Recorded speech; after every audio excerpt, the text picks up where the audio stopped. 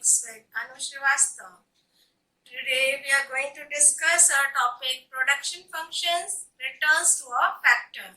Like मतलब production का किसी फैक्टर पे और किसी ये जो प्रोडक्शन फैक्टर्स हैं उनका प्रोडक्शन की क्वांटिटी क्या किस रेशियो में वो प्रोड्यूस किया जाता है, तो इस पर से क्या चेंजेस आते हैं, ये किस तरह से अफेक्ट करता है, we are going to discuss that. तो गाइस आज का हमारा चैप्टर है production function returns to a factor.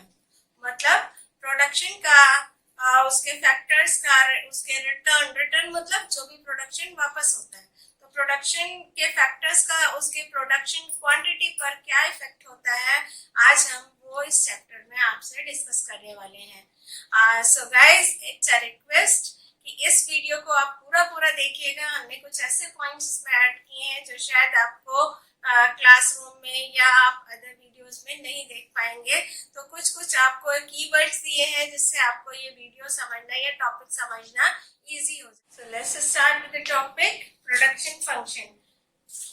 Guys सबसे पहले तो आपको ये समझना है कि प्रोडक्शन से मतलब क्या है। किसी भी फर्म, जो एक फर्म होती है, it's a unit of production. Unit of production, अब यूनिट ऑफ प्रोडक्शन है तो उस प्रोडक्शन के लिए कुछ ना कुछ चीजें चाहिए होती है प्रोडक्शन करने के लिए। तो बेसिकली जो फर्म होती है उसको प्रोडक्शन करने के लिए 4 चीजों की जरूरत होती है: land, labour, capital and entrepreneurship. तो ये चारों चीजें मिल करके भी किसी प्रोडक्शन को अंजाम देती है। तो जब ये प्रोडक्शन स्टार्ट होता है, ये सारे फैक्टर्स इन्वॉल्व होते हैं, तभी कोई फर्म बेसिकली प्रोड्यूस करती है। तो ये जो प्रोडक्शन फंक्शन है, ये आप इसको हम इकोनॉमिक्स के वर्ड में कहेंगे transformation of input and output. मतलब जो फैक्टर्स हमने इन्वॉल्व किए, कैपिटल इन्वॉल्व किया, लैंड इन्वॉल्व की, लेबर इन्वॉल्व किया, एंटरप्रेन्योर किसी ने साहस किया, किसी ने पूंजी लगाई, अपनी पैसा लगाया, किसी ने अपना लेबर, अपना श्रम दान दिया। तो ये सब चारों चीजें मिल करके किसी प्रोडक्शन को अंजाम देती हैं। तो इस प्रोडक्शन को बेसिकली जो हम इकोनॉमिक्स में जो टर्म हम यूज करते हैं, transformation of input and output.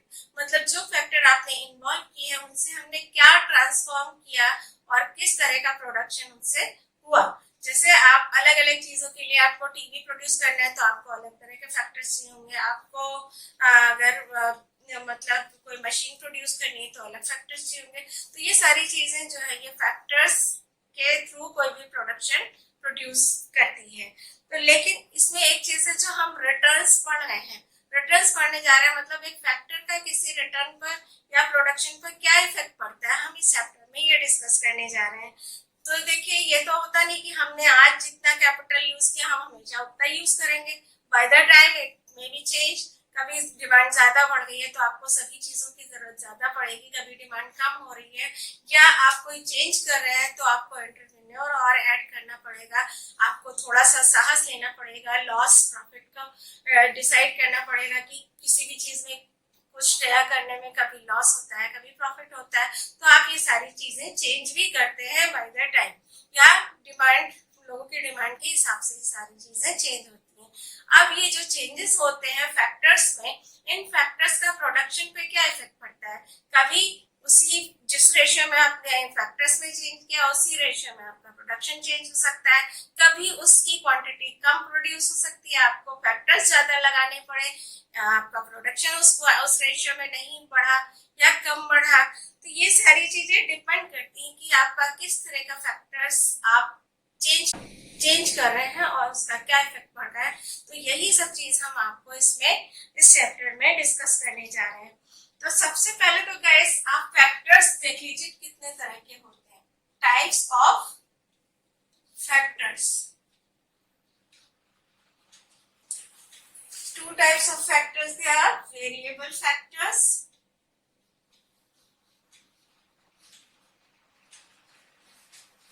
and fixed factors.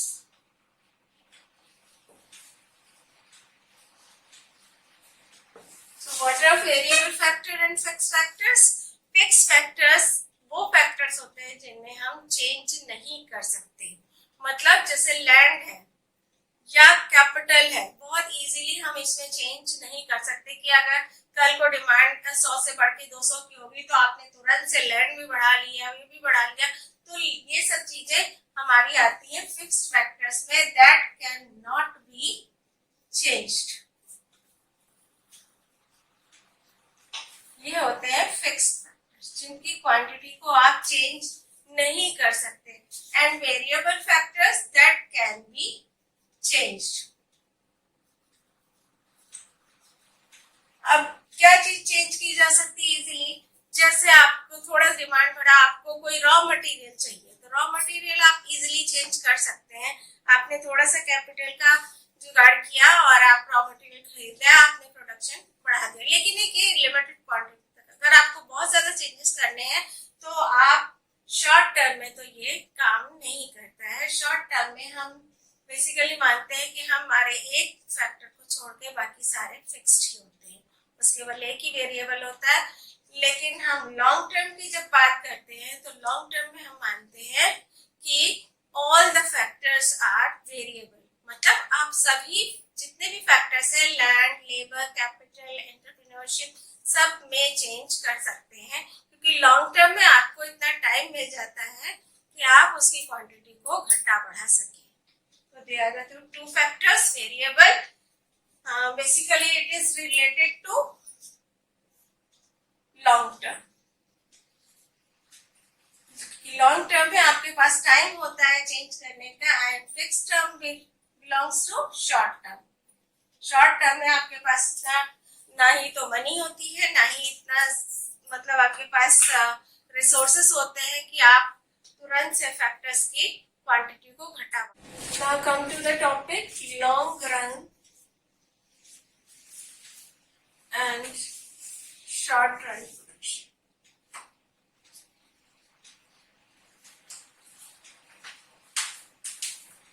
Production also belongs to two terms, long term, long run and short run. Long run से मतलब है कि all the, इस long run हम तब कहते हैं when all the factors are variable.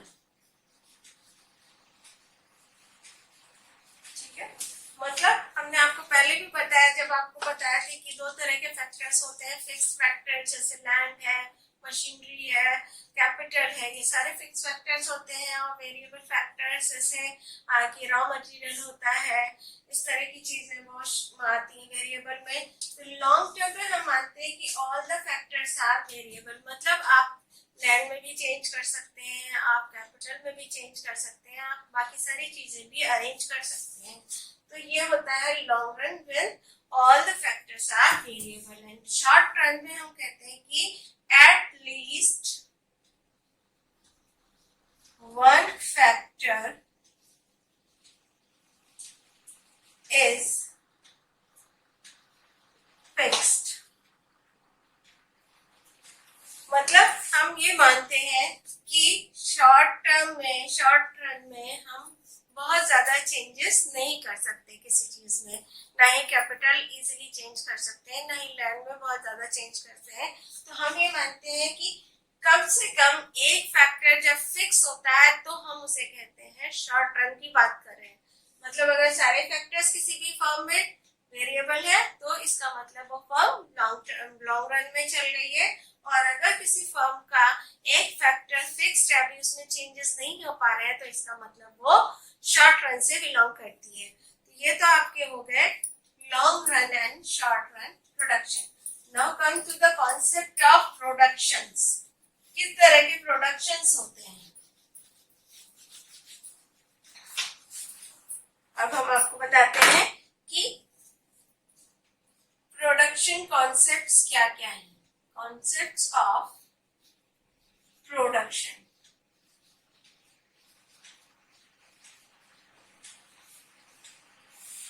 ठीक है। तीन तरह के प्रोडक्शन को हम यहाँ पर स्टडी करते हैं। एक तो आपका होता है total product,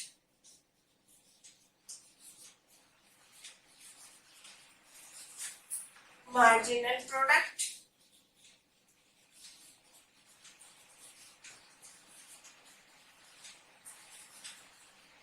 and average product.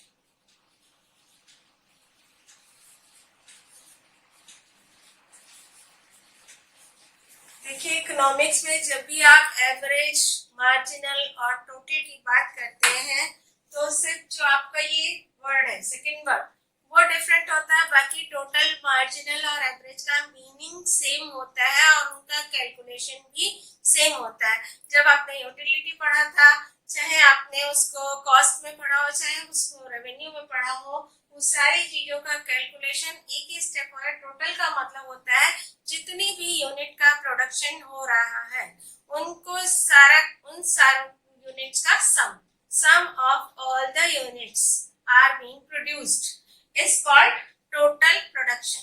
मतलब आप जितनी भी यूनिट 1, 2, 3 कर रहे हैं तो उनमें जितना भी प्रोडक्शन हो रहा है फर्स्ट में, सेकेंड में, जितना भी प्रोडक्शन हो सारा आप टोटल कर लेंगे तो आपको टोटल प्रोडक्शन मिल जाएगा। मार्जिनल का मतलब होता है जैसे आपने टोटल में जोड़ा 100 यूनिट का प्रोडक्शन हुआ, अब आपने 11th रन में अगर आपने उसमें वो टोटल बढ़ करके 120 हो गया तो मार्जिनल कितना हो गया 20, यानी कि addition of total production is called marginal production.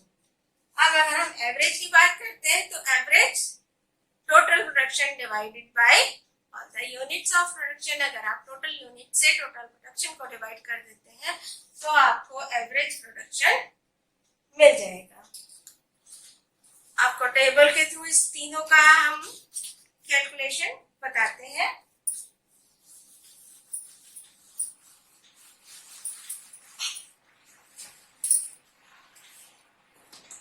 देखिए ये आपकी टेबल बना देते हैं, वो कॉलम ले लेते हैं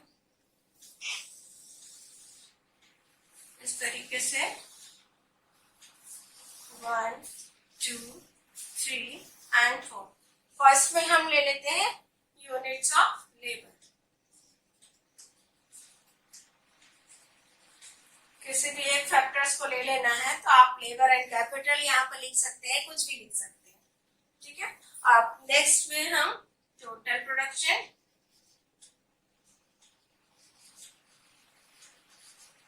फिर marginal production and average production. एक कोई भी कॉलम आपको चाहिए, बाकी आप अपने आप से कैलकुलेट कर सकते हैं। देखिए इसमें हम यूनिट्स ले लेते हैं 1, 2, 3, 4, 5, 6, 7, 8। ज्यादा इसलिए ले रहे हैं ताकि आपको क्लियर हो जाए किस तरह से कैलकुलेट करते हैं। 4, 10, 18, 24, 28, 30, 28। देखिए ये इस तरीके से क्यों ली गई है, ये क्या है, ये अब हम आपको रिटर्न्स टू अ फैक्टर बताएंगे तब बताते हैं। फिलहाल अभी हम सिर्फ आपको मार्जिनल कैसे कैलकुलेट करते हैं, एवरेज कैसे कैलकुलेट करते हैं, सिर्फ हम अभी आपको यहाँ पे ये बता रहे हैं। इसको इस तरीके से लेने का मतलब 4 के बाद 10, 13 हुआ, फिर 24 क्यों हुआ, फिर घटते में क्यों हो रहा है, फिर यहाँ पर माइनस में क्यों हो गया, ये हम आपको अभी बताते हैं क्योंकि वहां पे लॉस ऑफ रिटर्न अप्लाई हो रहे हैं साथ में। अभी हम आपको लॉस पे नहीं आ रहे हैं, अभी सिर्फ हम इन 3 टर्म्स को डिस्कस कर रहे हैं। तो देखिए ये आपके पास एक कॉलम आ गया, एक इनमें से कोई भी एक चीज आपके पास है तो आप बाकी के दोनों निकाल सकते हैं। मार्जिनल है तो टोटल एवरेज निकाल सकते हैं, एवरेज है तो टोटल मार्जिनल निकाल सकते हैं। देखिए कैसे, 1 में तो कोई चेंज नहीं है, इसलिए पहला आपका 4 ही रहेगा। अब आपको सेकेंड यूनिट में पहला टोटल था 4, सेकेंड यूनिट में प्रोडक्शन टोटल बढ़ करके 10 हो गया। चेंज कितने का हुआ, दैट इज कॉल्ड मार्जिनल, माने एडिशन कितने का हुआ। 4 में कितना एडिशन हुआ, 6 का, ठीक है, यानी कि 10 माइनस 4। तो come to third unit. Third unit में टोटल प्रोडक्शन बढ़ करके 18 हो गया है और मार्जिनल मतलब टोटल में चेंजेस कितने का हुआ, 18 माइनस 10। 10 पहले था, 18 हो गया, यानी कि चेंज हुआ 8 क्वांटिटी का। अब इसी तरह से नेक्स्ट फोर्थ यूनिट पे चेंज हो गया, 24 टोटल बढ़ करके हो गया, तो 18 में कितना बढ़ा, 6। उसी तरीके से 28 माइनस 24 यानी कि 4 यूनिट का चेंज हुआ।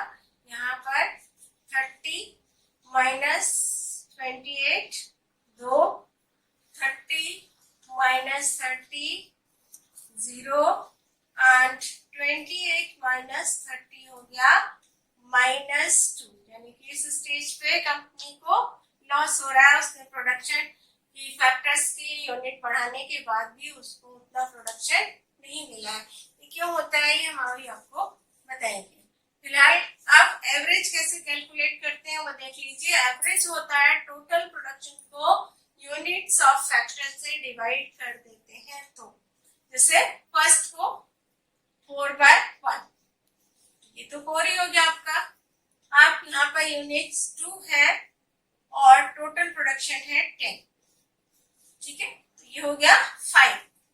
फिर इसी तरीके से 18 माइनस 3 6, 4 यूनिट्स पे टोटल प्रोडक्शन 24, तो 24/4 ये हो गया 6। फिर आपका आ गया 28/5 यानी कि 5 5 25.6 30 हो गया। फिर इसी तरीके से 6 पर आपका प्रोडक्शन है 30 का, तो 36 डिवाइडेड बाय 6 यानी कि 5। फिर आपका है 7th यूनिट पर प्रोडक्शन 30 का, 7 से डिवाइड कर देंगे, 7 4 जा 28 2, फिर आपका 2.222 हो जाएगा, यानी कि हम एवरेज ले लेते हैं 4.3 का। फिर उसी तरीके से ये आपका आ गया 28/8, ये आपका पूरा कट जाएगा, 8 3 जा 24, फिर 4 3.5।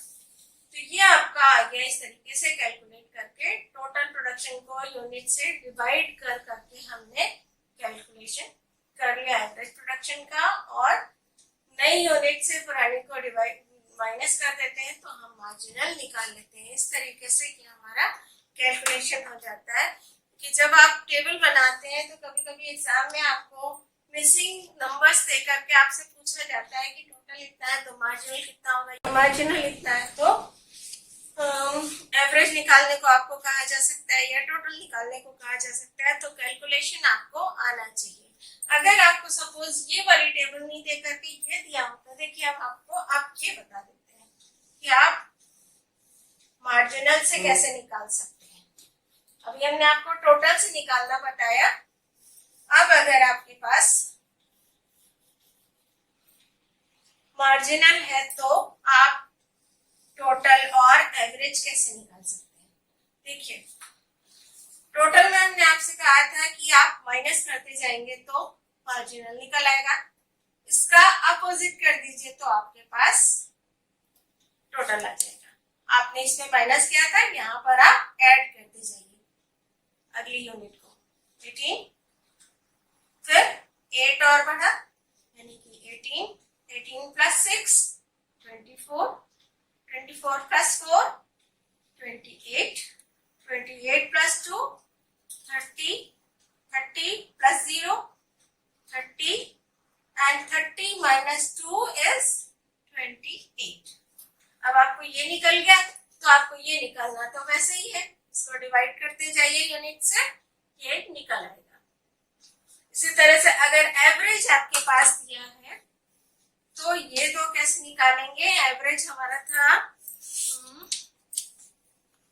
4 5 6 5.6, फिर था 5 4.3 3.5। देखिए आपने इस टोटल से डिवाइड करके एवरेज निकाला था, इससे मल्टीप्लाई कर देंगे तो आपको बस अपोजिट कर देना। आपने इसको डिवाइड करके निकाला है तो मल्टीप्लाई कर दीजिए, इसको माइनस करके निकाला था तो ऐड कर दीजिए, कोई प्रॉब्लम नहीं है। 4 10 18 24, ये हो गया आपका 28 30, कितना था 30 अगेन एंड 28। ये आपका मल्टीप्लाई कर करके देखिए 2 5 जा 10 हो जाओ 24, इसी तरीके से ये मल्टीप्लाई होकर के ये पूरी टेबल आ गई आपके पास। अब ये आपके पास आ गई तो मार्जिनल का वही तरीका, माइनस कर करके आप मार्जिनल निकाल लीजिए। ये हम आपको तीनों तरीके से कि एक भी अगर आपके पास है तो आप बाकी के दो निकाल सकते। प्रोडक्शन फंक्शन, अब आप ये समझिए कि प्रोडक्शन फंक्शन है क्या। Basically it is a relationship between factors of production and quantity of output. मतलब आपके फैक्टर्स के और जो आउटपुट आपको मिलता है आपके फैक्टर्स की वजह से उन दोनों का क्या रिलेशनशिप है, ये हमें बताता है प्रोडक्शन फंक्शन। मतलब किस तरह के फैक्टर्स हम यूज करें तो प्रोडक्शन बढ़ेगा, किस तरह के प्रोडक्शन यूज करें तो प्रोडक्शन कम होगा, ये हम स्टडी करते हैं प्रोडक्शन फंक्शन में। अभी इसके बाद आता है आपको दो तीन तरह के आपके पास होते हैं प्रोडक्शन फंक्शन। एक तो होता है आपका variable product proportion type, variable proportion type. Variable proportion type मतलब आपके फैक्टर्स फिक्स है, मतलब आप फैक्टर्स में कोई चेंज नहीं कर रहे हैं तब भी आपका प्रोडक्शन का जो आउटपुट है वो चेंज हो रहा है। वो कुछ भी रीजन से हो सकता है, जैसे एक आप मान लीजिए आपके पास आपने 10 कमरों का स्कूल खोला, ठीक है। आपने आपका जो फैक्टर्स थे वो आपके उतने ही लगे, आपकी बिल्डिंग वही है, आपके पास काम करने वाले वही हैं, हार्डली आपको टीचर एक पॉइंट करना पड़ जाएगा, इससे ज्यादा आपका फैक्टर्स में चेंज नहीं होगा। अब मान लीजिए आपके बच्चे बढ़ते जा रहे हैं, वहां पर जो स्टूडेंट्स हैं नंबर ऑफ स्टूडेंट्स धीरे धीरे बढ़ता जा रहा है, तो प्रोडक्शन में तो आपने जो फैक्टर्स थे उसमें कोई चेंज नहीं किया, लेकिन आपकी जो इनकम थी वो बढ़ने लगेगी। क्यों? क्योंकि जो 10 कमरे आपके पहले बच्चों की वजह से खाली पड़े थे वो धीरे धीरे बढ़ने लगते, क्योंकि जब भी आप कोई फर्म स्टार्ट करते हैं या कंपनी स्टार्ट करी जाती है तो बिल्डिंग तो पूरी ही खड़ी होती है, मशीन भी पूरी ही लगनी होती है, बट क्योंकि डिमांड आपके प्रोडक्शन की उतनी नहीं होती है, आपको प्रोडक्शन की जो आउटपुट है वो कम रहता है। लेकिन according to the increase of demand आपका जो प्रॉफिट है वो बढ़ने लगता है, मतलब आपका जो आउटपुट है वो धीरे धीरे बढ़ने लगता है। इसको कहते हैं वेरिएबल प्रपोर्शन टाइप प्रोडक्शन। मतलब आपने फिक्स फैक्टर्स आपके हैं तभी भी आपका प्रोडक्शन वेरी करता है, क्योंकि जो आपका कुछ अनयूज्ड फैक्टर्स पड़े थे वो धीरे धीरे आपकी प्रोडक्शन की डिमांड बढ़ने की वजह से यूज होने लगते हैं। जैसे हमने आपको स्कूल का एग्जांपल दे रहे थे, आपने रूम पूरे 10 कमरे लिए, 10 कमरों में फर्नीचर पूरा पूरा डला है, ब्लैक बोर्ड है, सब कुछ है, लेकिन बच्चे नहीं है, इनकम नहीं हो रही है। जैसे जैसे बच्चे बढ़ते हैं प्रोडक्शन वेरी करने लगता है, आपको वेरिएबल प्रोडक्शन मिलने लगता है, जबकि फैक्टर्स फिक्स्ड है। दूसरा आपका होता है constant production proportion type, constant proportion type. Constant proportion type मतलब जैसे ये बेसिकली हम रिलेट करते हैं लॉन्ग टर्म से। लॉन्ग टर्म में हम फैक्टर्स को चेंज करते हैं, लॉन्ग टर्म में अगर हम स्टडी करते हैं तो हमारा एवरेज एक्चुअली चेंज नहीं निकलता है, वो सेम ही रहता है, कभी उतार कभी चढ़ाव, कभी कम कभी ज्यादा। ये लॉन्ग टर्म में आते आते एक फिक्स हो जाता है, उसको हम मतलब ये कह सकते हैं कि ये कांस्टेंट है। कांस्टेंट मतलब हम किसी चीज का एवरेज मतलब बाय द शॉर्ट टर्म के लिए कभी नीचे हो गया कभी ऊपर हो गया कभी, लेकिन अगर हम एवरेज निकालें तो वो एक सीधी लाइन हमें मिलती है। इसको कहते हैं हम कांस्टेंट प्रपोर्शन टाइप। जबकि हम फैक्टर्स को यहाँ पर वेरी करते हैं, मतलब फैक्टर्स वेरिएबल होते हैं बट हमारा पीरियड इतना लंबा होता है वो बेसिकली फिक्स हो जाता है जो प्रोडक्शन होता है। अब क्या डिफरेंस होता है दोनों में, वेरिएबल प्रपोर्शन और कांस्टेंट प्रपोर्शन में? देखिए सबसे पहला डिफरेंस तो यही है कि ये हम रिलेट करते हैं शॉर्ट टर्म से और ये वेरी करते हैं लॉन्ग टर्म से। ठीक है, बेसिक डिफरेंस यही है दोनों का। यहाँ पर हम मानते हैं कि इनपुट यानी कि आउटपुट रेशियो चेंज होता रहता है। Input output ratio, output input ratio change होता है। ठीक है, इसमें इनपुट आउटपुट रेशियो जो होता है सेम रहता है। ठीक है, कोई चेंज नहीं होता है, या चेंज होता भी है तो एवरेज उसका कांस्टेंट आ जाता है। तीसरी चीज है यहाँ पर फैक्टर्स फिक्स होने पर भी, फिक्स फैक्टर्स के बाद भी आउटपुट चेंज हो जाता है। ठीक है, और यहाँ पर फैक्टर्स भी वेरिएबल होते हैं, वेरिएबल फैक्टर्स, एंड आउटपुट भी आउटपुट फिक्स होता है। ठीक है, तो ये आपके और ये कह सकते हैं increased with the increase factors।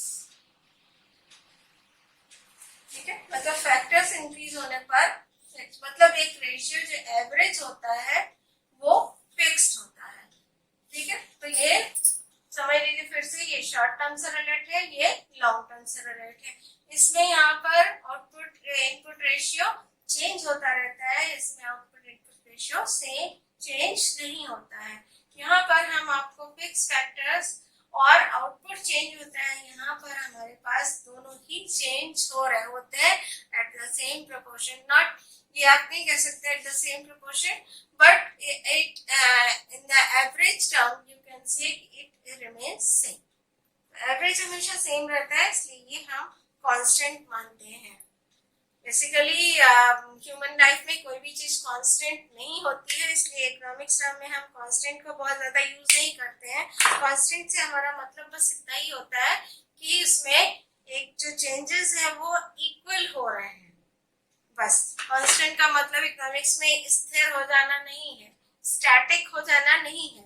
आप चलते रहते हैं, बस ये आप कह सकते हैं कि आप चल रहे हैं एक same। Thank you for watching my video. Please like, share and subscribe so that I can be motivated to make more and more videos, and you will be helpful to study economics topic.